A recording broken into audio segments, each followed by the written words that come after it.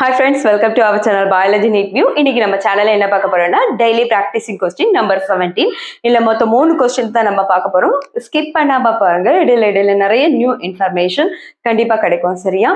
இப்போ ஃபர்ஸ்ட் பாத்தீங்கன்னா which is correct regarding to leukocyte. Okay, நம்மளுக்கு leukocyte னா என்னதுன்னு நல்லாவே தெரியும். என்னது white blood cells. Okay, அப்ப RBC க்கு இன்னொரு நேம் erythrocyte. இவங்களுக்கு பேரு leukocyte. ஞாபகம் வச்சுக்கோங்க. Then பாருங்க இதுல கரெக்டான ஸ்டேட்மெண்ட் மட்டும் கேட்டிருக்காங்க. ஸோ ஃபர்ஸ்ட் ஸ்டேட்மெண்ட் பாத்தீங்கன்னா they can squeeze out through the capillary wall. கேபிலரினாலே ரொம்ப மைன்யூட்டா இருக்கக்கூடியது, அது வழியா இவங்க வெளியே வருவாங்க அப்படின்னு சொல்லியிருக்காங்க. ஓகேயா?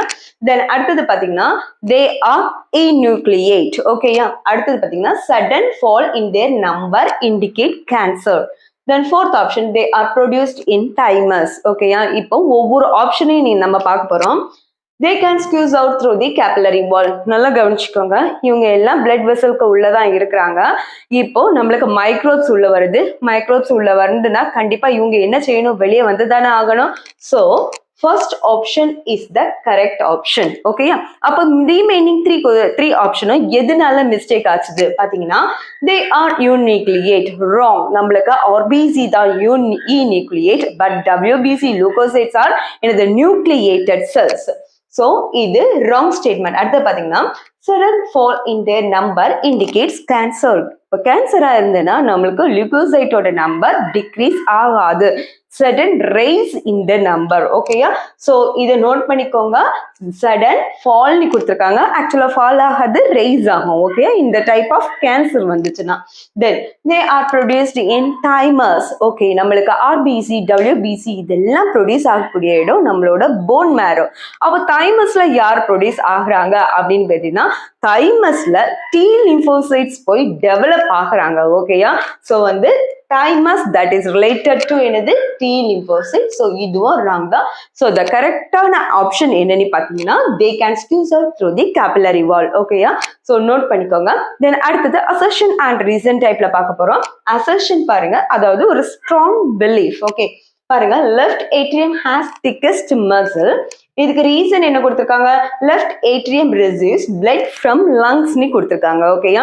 நம்மளுக்கு நல்லாவே தெரியும், நம்ம ஹார்ட் எடுத்துக்கிட்டீங்கன்னா எந்த ரொம்ப நல்லா அதோட திக்னஸ் பாத்தீங்கன்னா ஏட்ரியத்துல திக்னஸ் கூடுதலா இருக்குமா, வென்ட்ரிக்கல்ல திக்னஸ் கூடுதலா இருக்குமா? ஹார்ட் மசிலை பொறுத்தவரை அதோட ventricle somewhat thickens when compared to ஏட்ரியத்தை விட திக்கனா இருக்கும். ஏன்னா இவங்க பம்ப் பண்ணும்போது பிரஷர் வென்ட்ரிக்கல்ல கூடுதலா இருக்கிறதுனால. ஓகே, இப்ப பாருங்க, அப்போ left atrium has thickest muscle. அப்ப atrium வந்தாலே கண்டிப்பா அந்த assertion என்னது wrong pattern. ஓகே, அடுத்தது பாத்தீங்கன்னா left atrium receives blood from the lungs. correct. இது எது வழியா, இப்ப left atrium தான் நம்மளுக்கு oxygenated blood ரிசீவ் பண்றாங்க. சோ இவங்க எங்க இருந்து ரிசீவ் பண்றாங்க, லங்ஸ்ல இருந்து.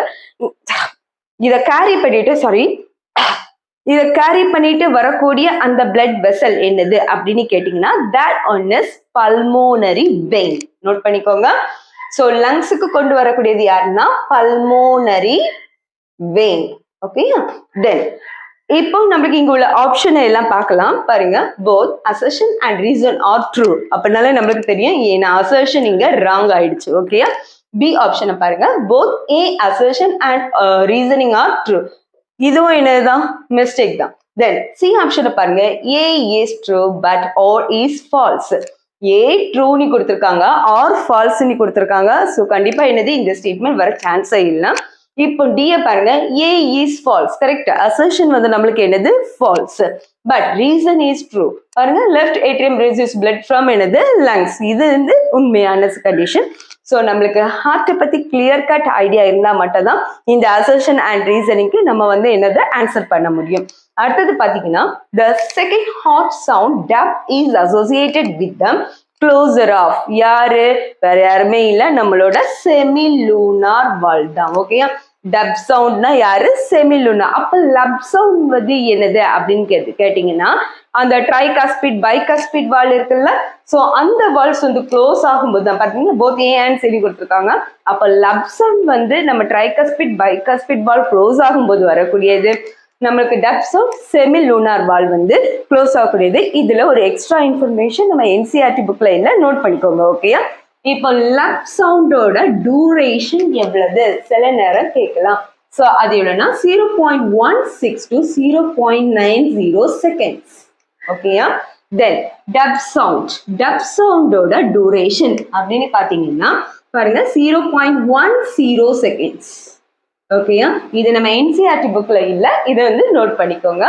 கண்டிப்பா இது வந்து உங்களுக்கு யூஸ்ஃபுல்லா இருந்ததுன்னா மறக்காம சப்ஸ்கிரைப் பண்ணுங்க. உங்களோட ஃப்ரெண்ட்ஸ் கிட்ட இது கண்டிப்பா ஷேர் பண்ணுங்க. நாளைக்கு இன்னொரு வீடியோல நம்ம மீட் பண்ணலாம். until then bye from Dr. D. Usha Arasu. Thank you.